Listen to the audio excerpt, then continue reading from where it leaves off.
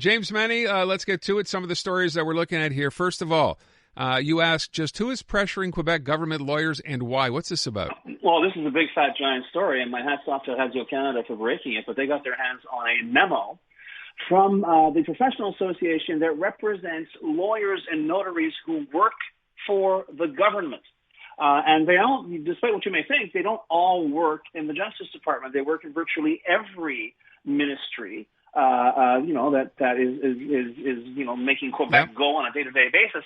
And the memo is very disquieting because it says, we've been informed of an increase in interventions from authorities aiming to influence or modify certain legal acts carried out by lawyers and notaries deployed in different ministries and organizations. Now, there is no context to this. There is no there is no example given to this. However, the word that really strikes me is increase in interventions, which means this is not something new. This appears to be it appears that perhaps bureaucrats are rattling the office doors of lawyers and notaries who are in the employ of the government, saying, "Well, no, can you not do something a little bit better for us?" All of which makes me very, very concerned because, and listen, there's nothing saying that this happened yesterday or indeed this happened over the past 5 years. But what we can say is that since the CAQ has been elected, we have discovered a government whose relationship with the rule of law is, to say the least, tenuous. They have, routinely in their legislative agenda used the Charter of Rights as a doormat.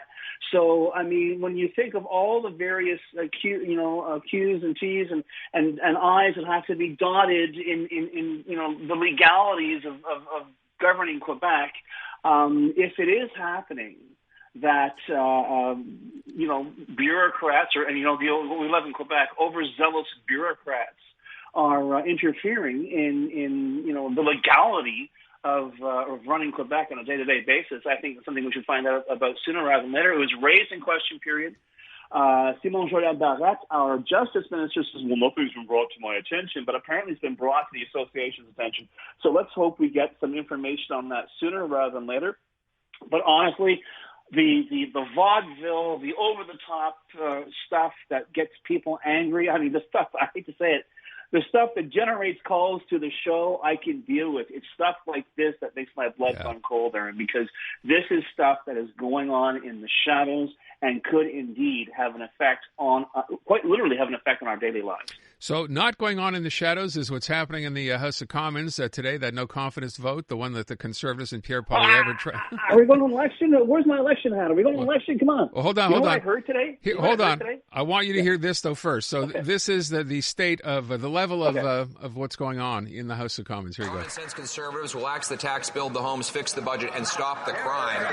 This Prime Minister is not worth the cost, with the Parliamentary Budget Officer testifying again that the majority of households will see a negative impact as a result of the carbon tax. End quote. Now he wants to hike the tax on April Fool's Day. We won't stand for it. So what will it be with this Prime Minister? Will he spike the hike, or will he face a non-confidence vote at a carbon tax election? The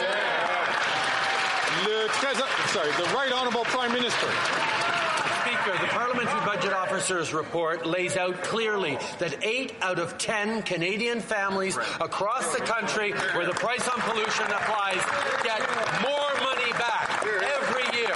That's how we put more money in the pockets of Canadians while having one of the strongest plans to fight climate change around the world. That's what the Conservative Party is standing against right now. Money in the pockets of Canadian families and a real plan to fight climate change that is... Well, I thought we had the clip where he gets really, really upset, where Justin Trudeau goes like kind of nuts at Pierre Poilievre. But I think that gives you the idea. Honestly, I'm listening to this, and the thing that went through my mind loud and clear is that our mutual friend Brian Calasar has enough raw materials there to put together one hell of a rap in terms of the punchy. And you can even use my put a sock in the talk that I did yesterday, but you can use all kinds of stuff there. This would be one hell of a thing. All that to tell you that this process is still going on as we speak. Although I saw at least one report that suggested Monsieur Pierre Poilievre will not even be in the House for the final vote because he has to attend the fundraiser. So everybody stand down. This episode of WWF Wrestling has been brought to you by the Conservative Party of Canada. get used to it and get used to hearing this kind of stuff for the next couple of years, because honestly, it seems to be the political currency of that party. And I'm not saying that with any glee in my voice. I think it's kind of sad. I think it's an effective opposition for a government that presents so many easy targets, and yet this obsession with this carbon tax, this obsession with Justin Trudeau, as far as I'm concerned, we're being shortchanged as Canadians, even as Conservatives, and I really hope there is a change of attitude sooner rather than later. Oh, Jim, that's just such a silly thing to wish for. Okay. Let me go and ask you about the last thing. I don't know if you heard the interview that I did with Anthony Housefather yesterday. Heard it twice. Try to cover as many bases as we could. So let me ask you, what do you think? You've been around for a while. Yeah. Is there a chance this guy walks across the aisle and joins the Conservatives? I got to tell you, I found that to be the most shocking element of the entire interview, and I still posted it. And if our listeners haven't heard, I strongly recommend they listen to it, is that he wasn't more circumspect. He actually, the whole idea of crossing the floor was kind of mentioned. It wasn't flat up. He says, I have a lot of friends who are Conservatives and this and that. Listen, right now, for Anthony Housefather, everything we see and say about him is based on his sense of ethics, is based on his sense of principles. If he crossed the floor to the Conservatives, to these Conservatives, immediately the vernacular change. He is suddenly, the word ethics or principle no longer will be used with Anthony Housefather. It'll be liberal defector Anthony Housefather, liberal turncoat Anthony Housefather. And I know I was listening to the calls you got yesterday, people saying, the writing's behind him, whatever. Mount Royal has been liberal since 1940. The Battle of Britain was going on when that place was last represented by a Conservative. I'm not entirely sure that's going to leave too nice a taste in the mouths of voters, even though that he was their choice. But I tell you, that place, Fleur Rouge Coussot, it's been represented by MPs named Trudeau, as in senior, Feinstein, Kotler, now Housefather.